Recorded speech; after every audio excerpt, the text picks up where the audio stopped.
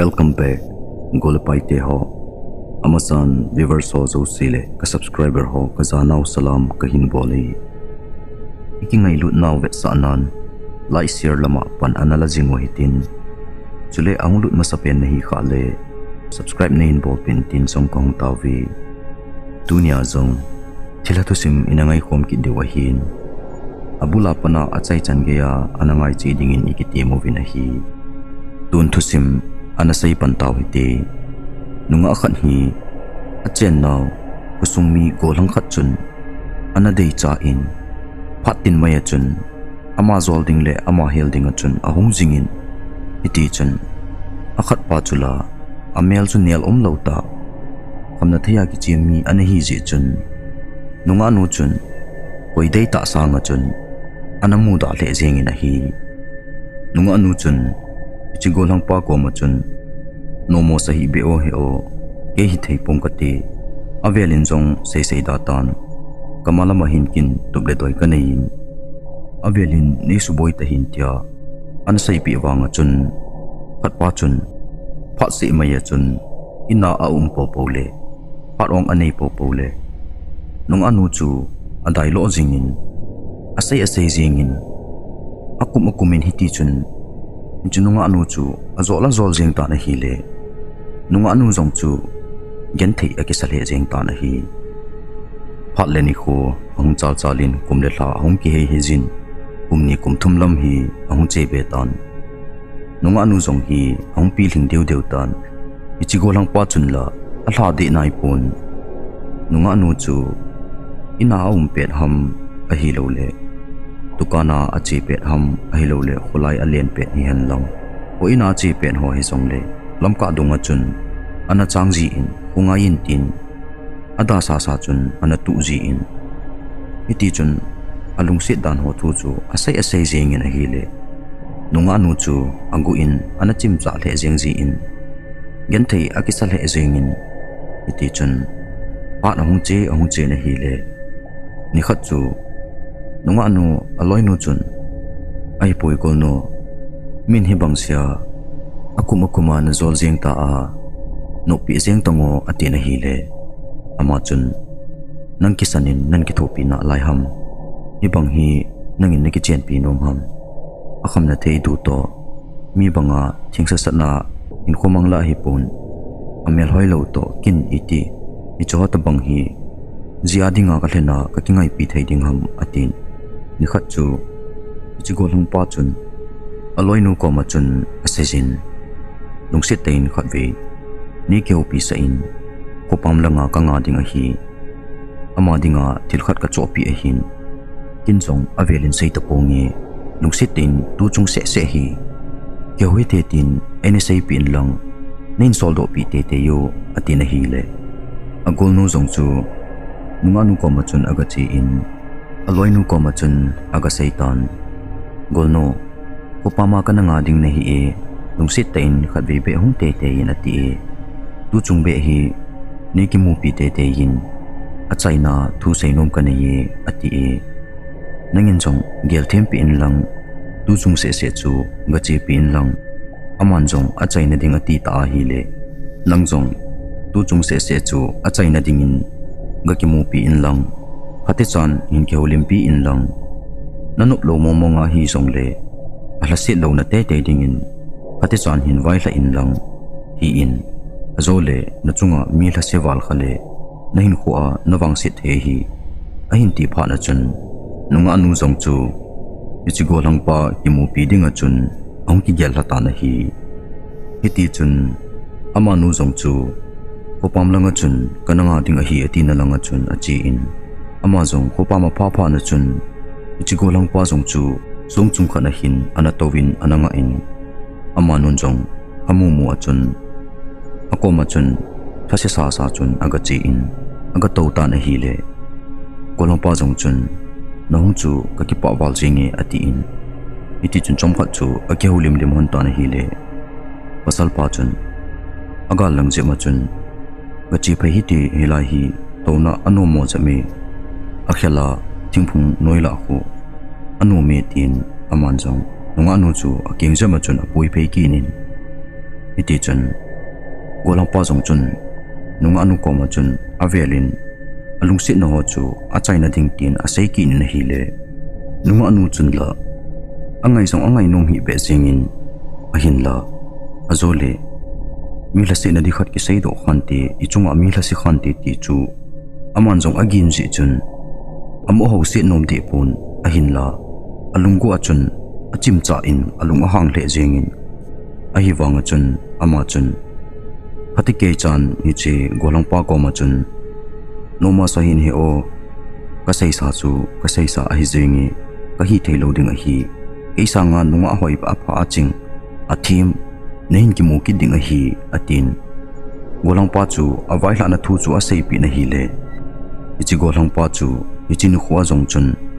alo ne ho a kham na thei bol ho chu ana kham phil a hi to a kilona chun ama jong chu ichi ni khwa chu kitim zo lo jong chu hi tan tin nunga nu chu ima cha jong sei sei talawa chun nunga nu chu a hin nai lunin ama jong chun a hin manin nunga nu chu a ki tom za jingin na za chalo ham ni bola hi tia hi ni bol ham ati na hi le golang pa chun ima cha sei lo chun no menu chu a hin manin gamnoi la chun su sit ding a hin gotan iti chun aman jong no menu chu atomatela chun a hin man chomin su sit ding a chun a hin gong ta na hi le nunga nu chu na satai na ki tomin nu mai hi ji chun a tha jong a hlasamin pasal chu tha ha zo hi ji chun no menu jong chu alal le jingin a ki tom na chun azo zo na chun om namun hon chu anal thim na du gobla hi ji chun ongkili su hon ta na hi le alang je ma chun ongki kui khen honin anumi nu jong chu avon hong chu abo e pi la la sing na hi le aza jong achan alung jong hangin pasal pa chu ha sonin a sonin na hi le sung chu akilo piltan hobang sangthim ta khat hi alang je ma chun awmi na hi le ilai mun ta chun aga leng hla khata na hi le ichi golang pa jong chu awang a sil he jingin sung la to ke to chada chun aga chu khata na hi le sung chung la chun alu chang chu aki jep ke kha in apet pet in athi pai pai ta na hi itia ichi golang pa chu sung la athi san pal de du a aki jam dan jeng chu nunga nu jong chun aga ve na hi le ati zawal jingin aki thing lewin min in he khale ipikati ding hitam ika loading hitam itika sel mang ding hitam zammang sande ham kusunga ki le lut ki ding ham ti chu ama chu aboi le jeng tan aki chat to hi le iti chun pha chom khat se chu avela chun aki ngai tu in alung adong le jeng tan hi iti chun ama nun jong upai dang ani ta lo ji chun avela na tu go mo chu ahui khom khomin ichi pathi long le athisan ho chu a namuna chun na du ho chu avu khum khomin iti chun mi mu lo dinga chun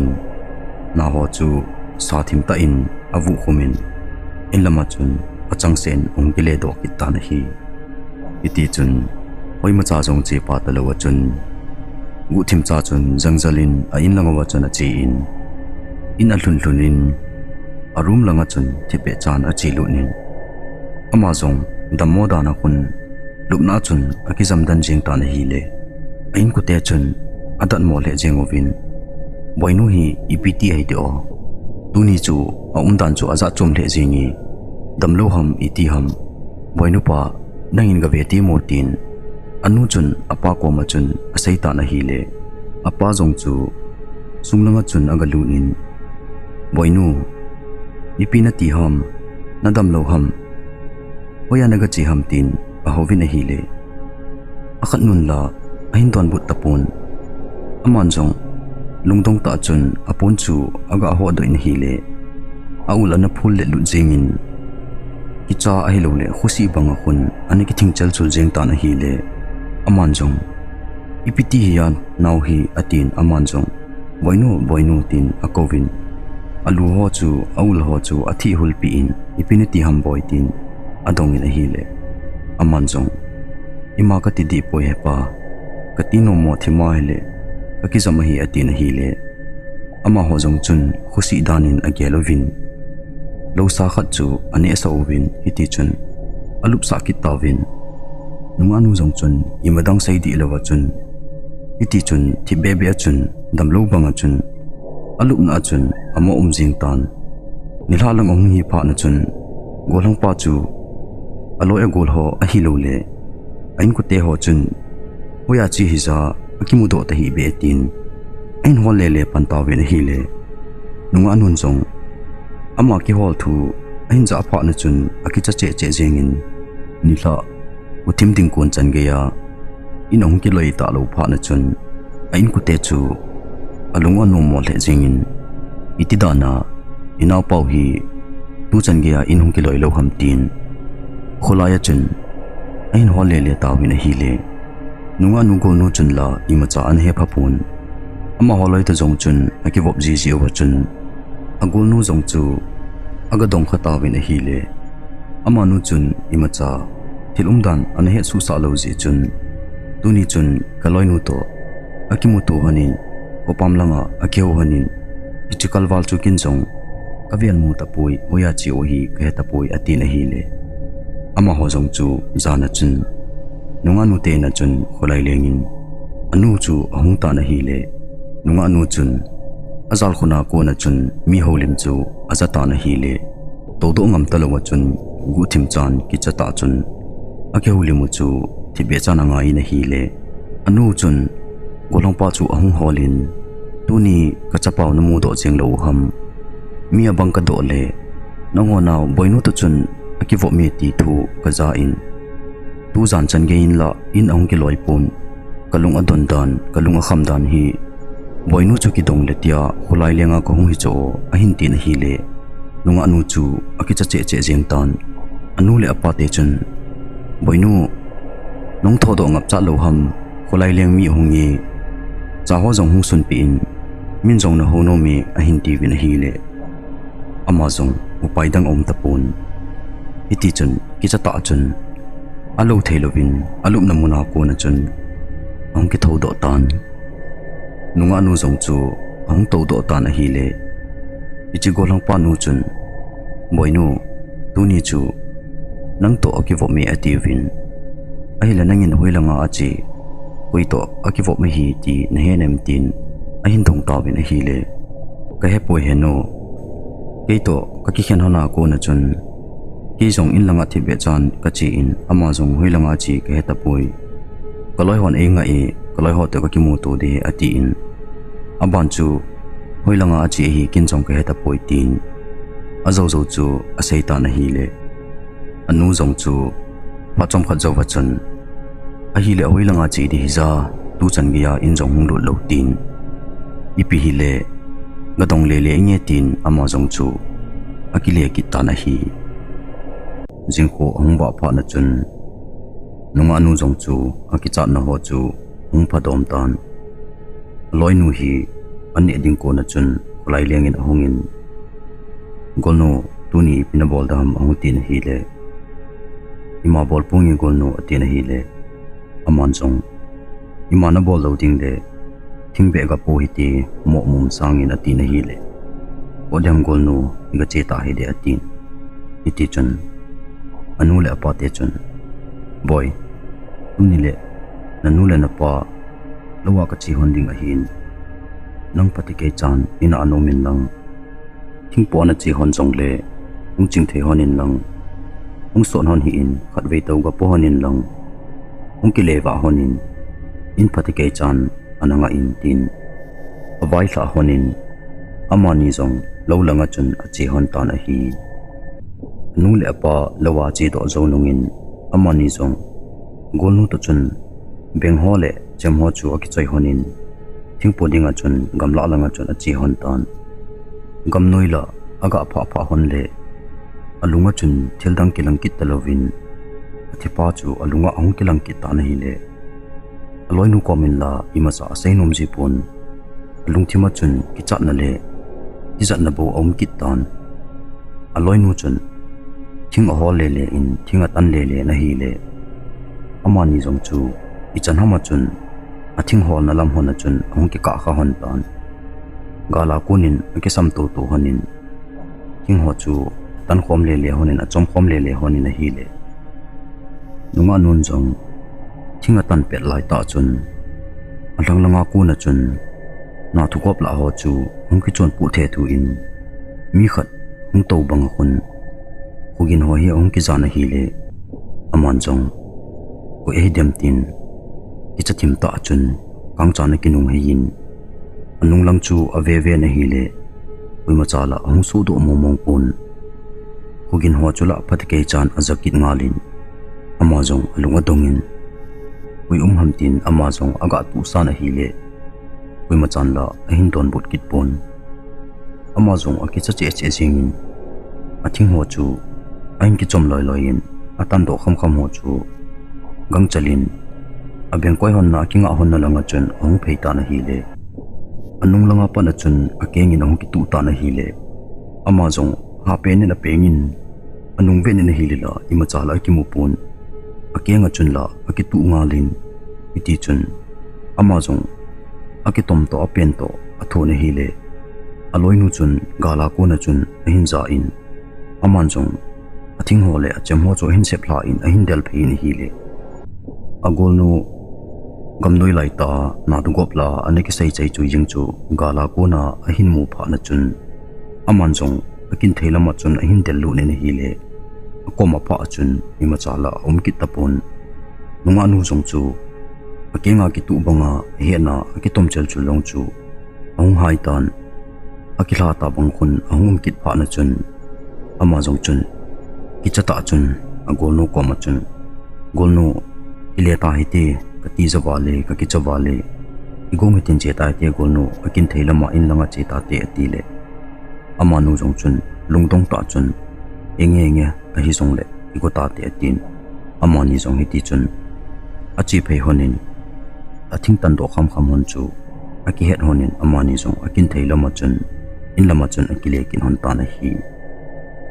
amani song kusung agalun hon pha na chun aloi nu ko ma chun golno in lun lun le ungki gongin lang isila che hite atin amani song in lun hon chun athing hon asepla honin bel hoto sabon ho aki chai honin lui khulanga chun isil ding le tui khai to goma chun aga chekin hon tan aki sil hon lai ta hin aloi nu chun avelin ahin dong kinin ting pu hon pe na chu ipina mu ham tin avelin ahin sei ki ta na hi le aman chong aloi ngai ta khat hi chi chun thil chu a im thei ta pon aman chong ate chan athil mu dan ho le thil za dan ho chu in sei pe ta na hi le agol nu jong chu ima cha tu kholo hi to hi le chun loi non hitia athil tu ho in sei pi chu ti azal he jingin aki chal he jingin hi nunga nu jong chun a im zo lo pha na chun aloi ngai pen hi to hi le agol nu ko ma chun pan ma sanga athil tu ho le thil dan ho zo si chu aloi nu ko ma chun ahin sei pi ta na hi le aloi nu jong chu aki chal he jingin agol nun jong iti dana gol iti chan hi aloi pa ke ki uma thu ni im jing ham tin ahin sei ta na hi le aman jong min tol thana ke ei ma ting hin ichi ja chu ka ki chat to hi le tu ni chan ge ya hi koi ma cha ko ma ka sei do lo hi nang ka loi ngai pen hi si a na ko ma i ma cha im lawa ka sei pe ni hi lungset te in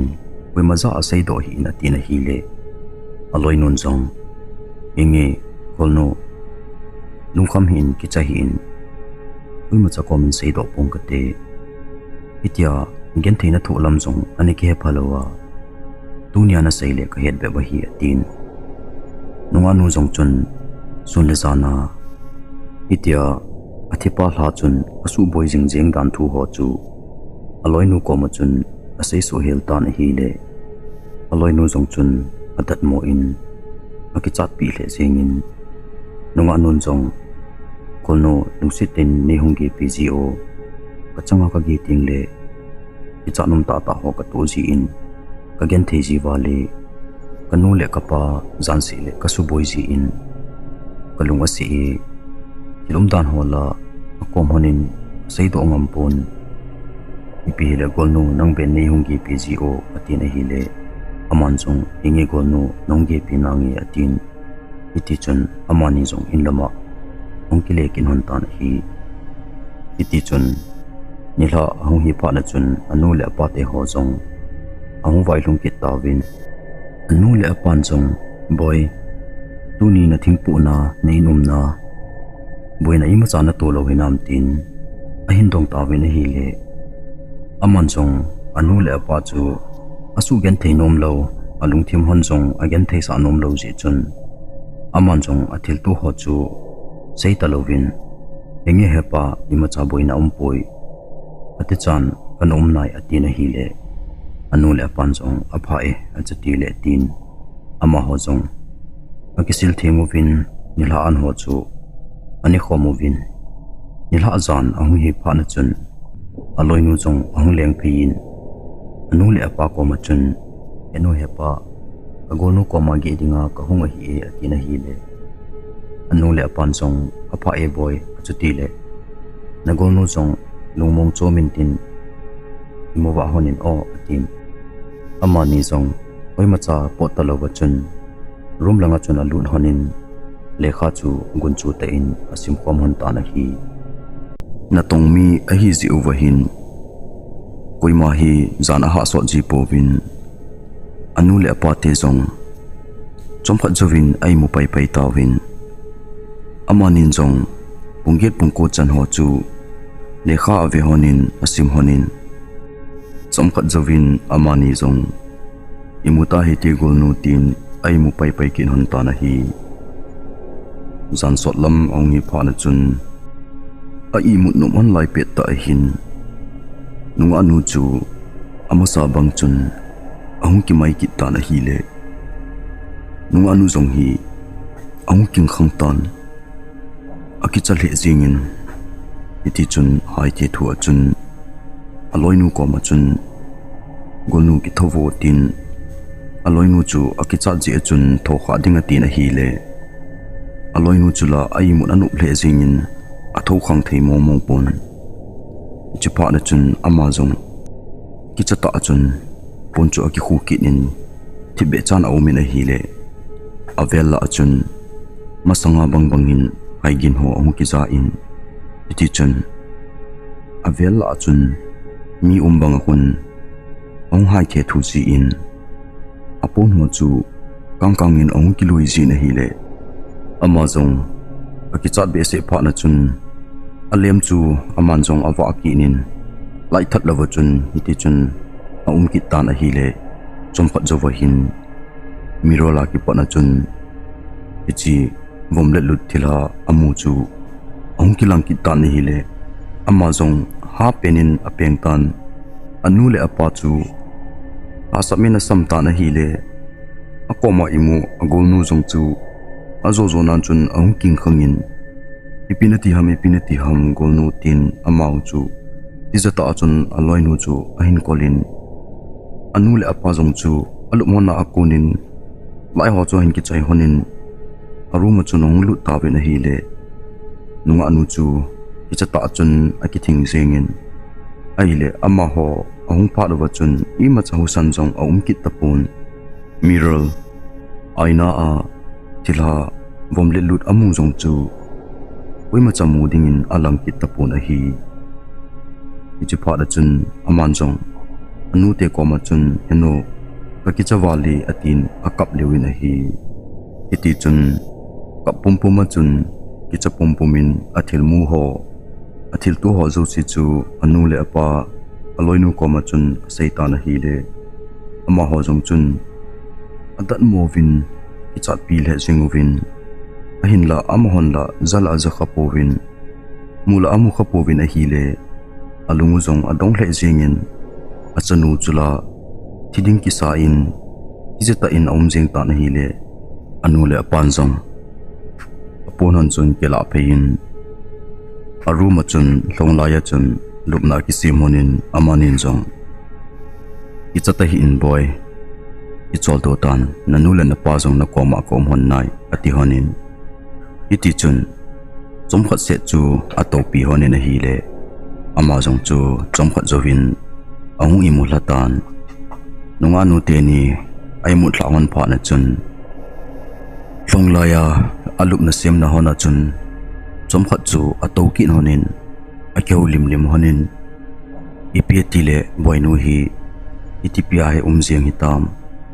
ipi momong hin asu boizi ham tin chun asai khomonin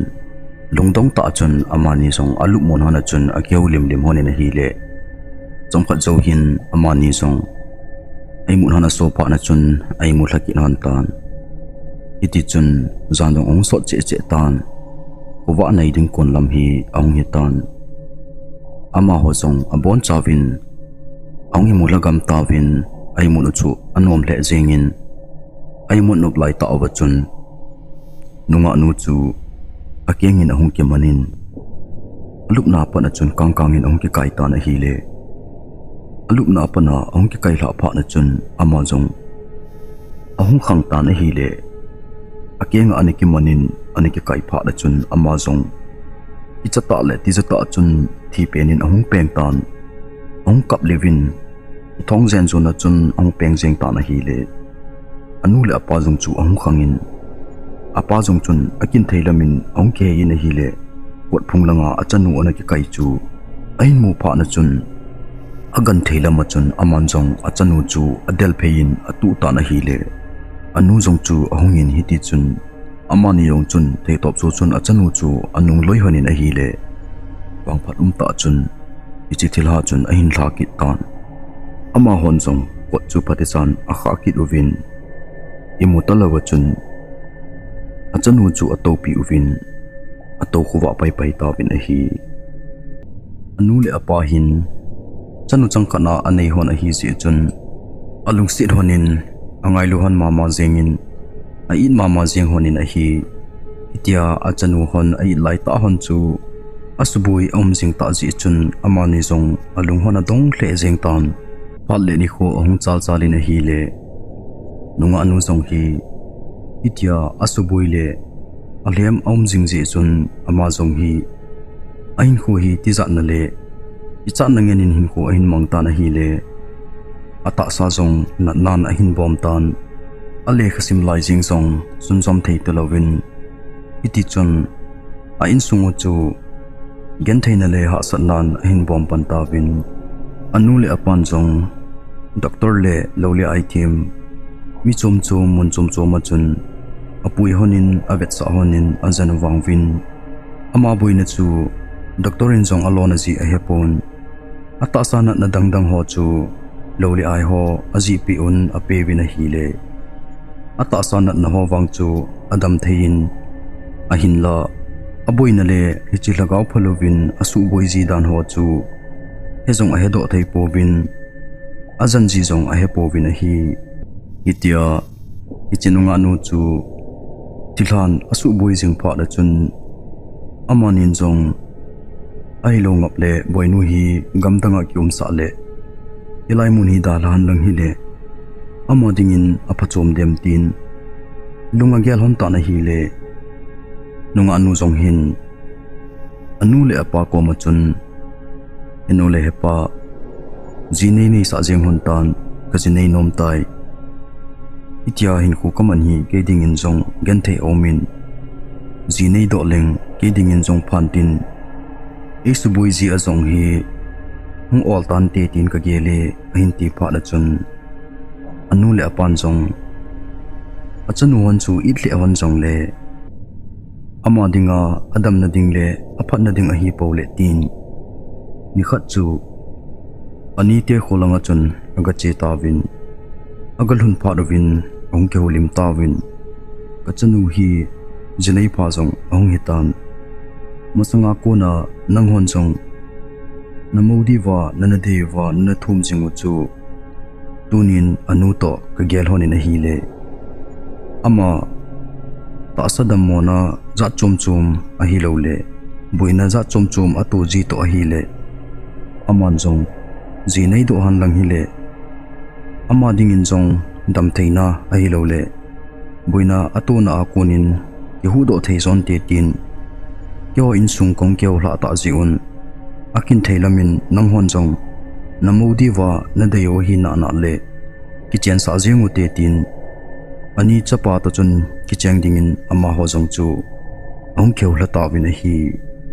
iti chun kichen na kin chu akin theilamin ain gong ta win nunga anu jong chu ani chapa ta chun ong kicheng hon ta na hi iti chun nunga nun jong aum na gamle akhu ahinda la a aziang aga bel pha la chun lagaw phalo thilhan anasu boiji chu ahung thip tan ama apo do zo nungin jong anu le apan jong imacha usale gin azakha hon tapon chule alun na ina jong imacha boina satna lagaw phalo win jong asuboi tapon a hile no masale jeng tan anu le apa jong akipa honin iti chun alang alanga chun anu le apa hile ama alu na te in sung hile abon chawin khat veidin lungmung tein hin kho ahin mang thei tawin a hi phat le ni kho ong ki he hezin azinei zo langa lagup zo vela hin ichi tilapa chun ahin suboi pan kit ta na hi ni khat hi aloi pa hi in khana zan khat zan ni ge do dinga achi lo theiloin ahung ta na hi le nunga nun jong tamselin hung kile kino he otin ajipa chu awai hla do in anila achun nunga nu jong kolang pa po do pha na chun arum hona chun achang se in ama agi dinga chun om tan ai mu ding ko na hin lai ho chu aga thatnin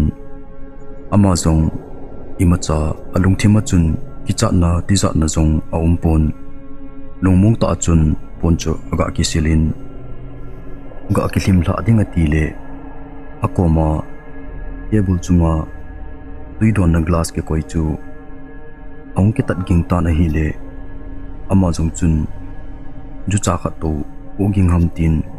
iman chong agel pon chong khat jawa chun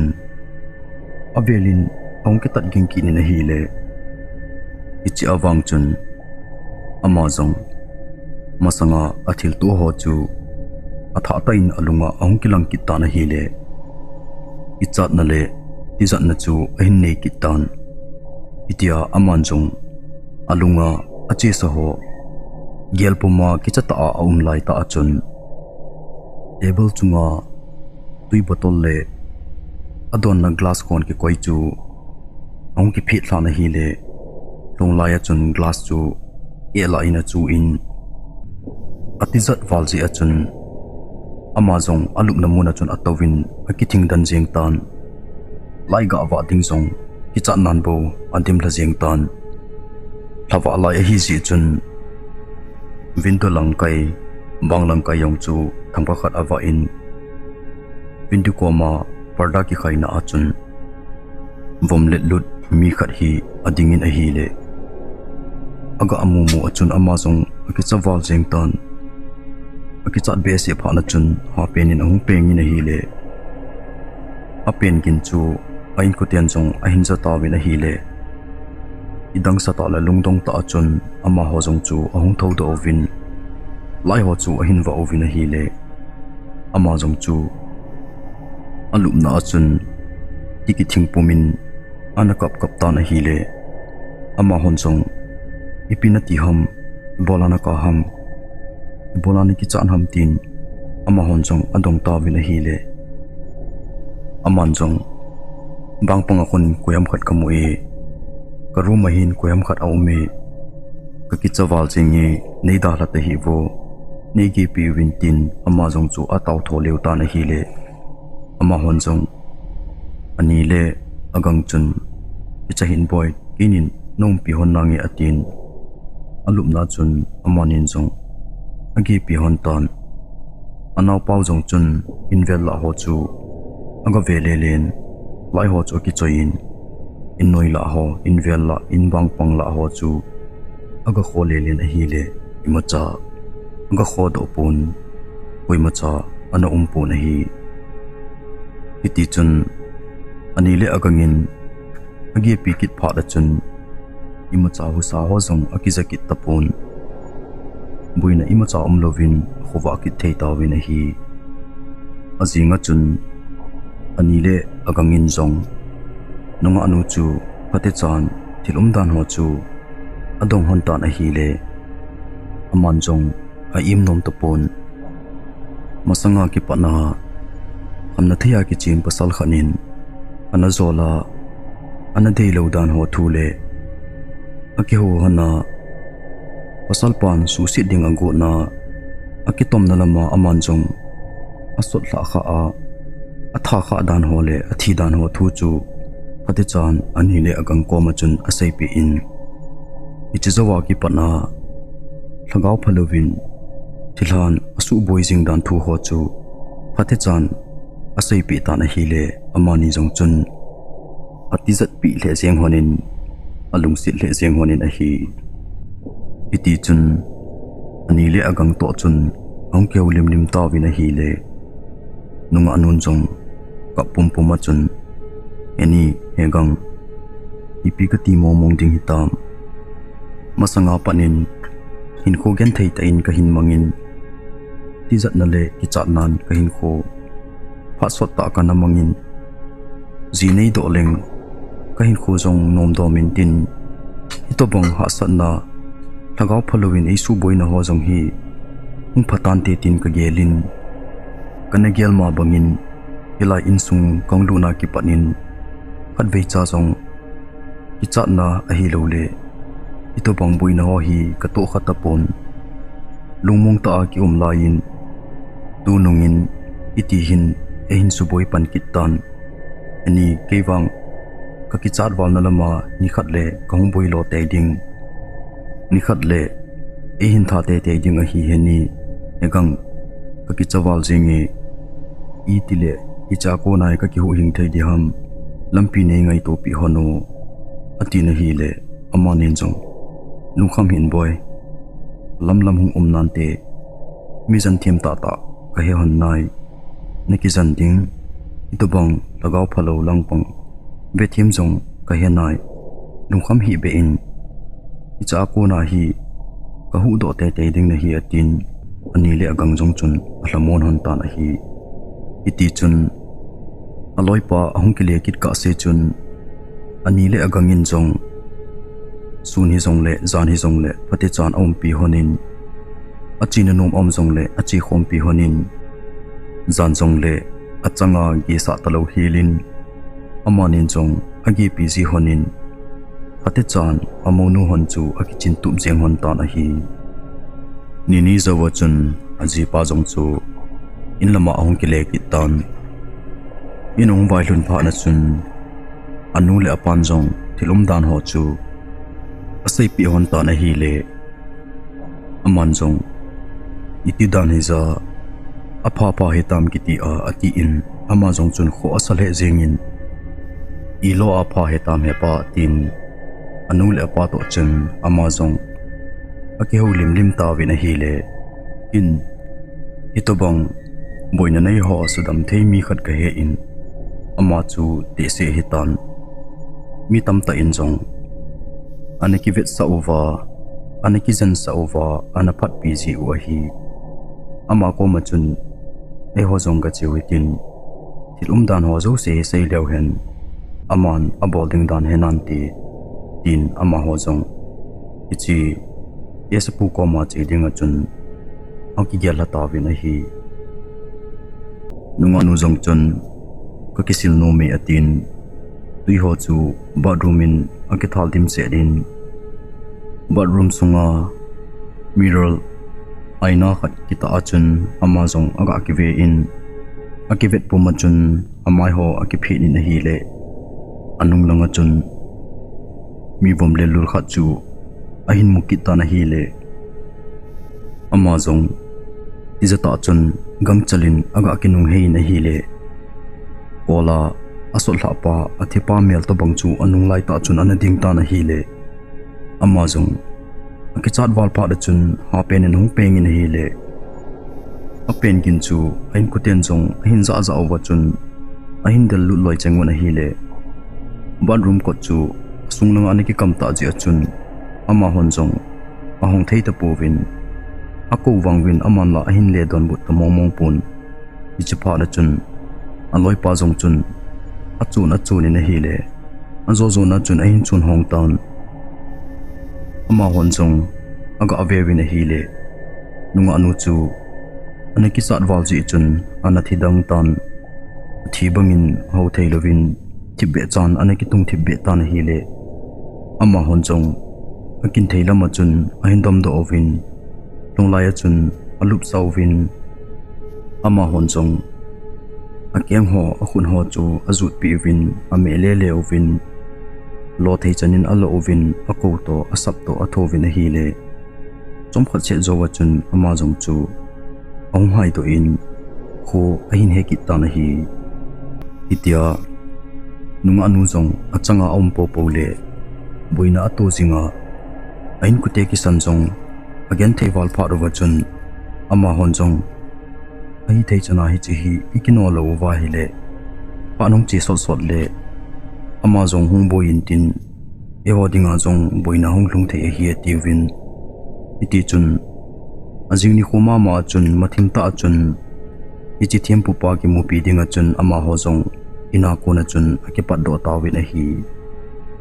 achina diu mun gam la ta hi ji chun nunga nu jong chu ina ada lawin apa to amani chu aga chi honin a hi le amani jong ge thim ta chun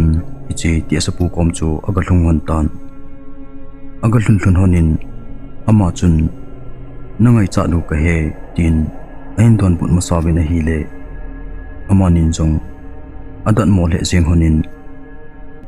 tilum dan ho chu aga sei go honin a hi le ama chun